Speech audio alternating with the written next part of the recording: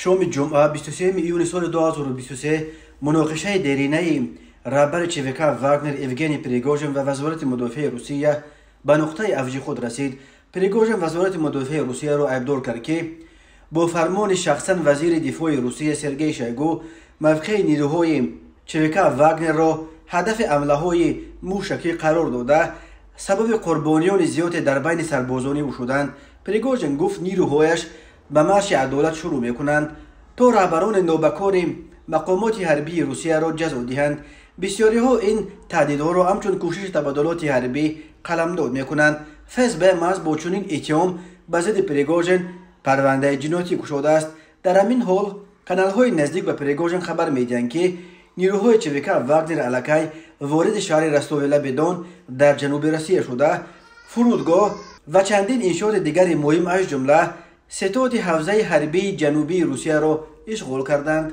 در حیات نیروهای چویکا واگنر در اوکراین 100 تن از زادگان تاجیکستان نیز می‌جنگند.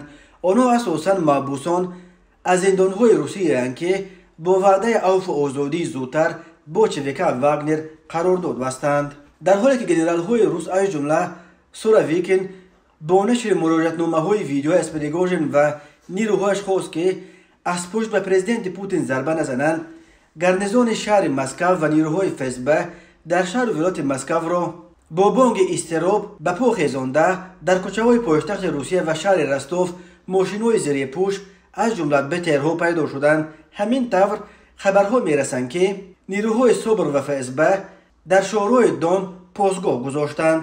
سخنگوی پوتین دیمیتری پسکوف گفت که پرزیدنت روسیه از حوادث اخیر خبر دارد و داستانی کل ایگور کراسنوف به پوتین درباره جریان این حوادث گزارش شده است. کرمل وعده داده است که تمام چاره‌های ضروری اندیشیده خواهند شد، ولی منبع‌های نشریه مدوزا در کرمل گفتند که همه سردرگمند، چون که پریگوژن یک شخص پیشگویی نشونده است و معلوم نیست که در قدم بعدی دست به چه کاری خواهد زد. خود پریگوژن در یک ویدیوی نوبتیش از ورود خود به قلمرو روسیه خبر داده وزیر دفاع روسیه سرگئی شویگو را مخلوق نامیده و گفت برابر شنیدن خبر به رستوف در آمدن آنها شویگو مثل زنک از این شهر فرار کرده است.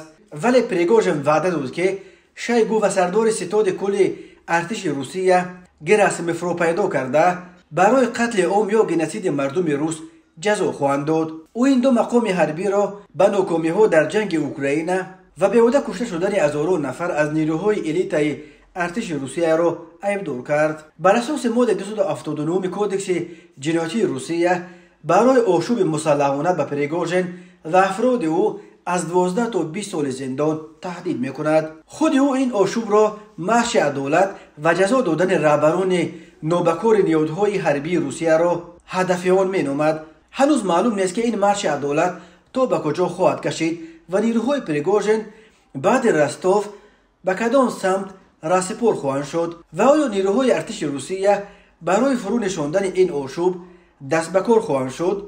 ولی این حوادث چقدر خسته شدن جامعه روسیه از جنگ بیهوده به ضد اوکراین را نیز به نمایش میگذارد. جنگ برادرکشی که از دو طرف الکی 10,000 کشته به جا گذاشت، ولی نه سببش روشن است و نه هدفش و نه مقصد به باطلاق این جنگ کشاندن پای روسیه.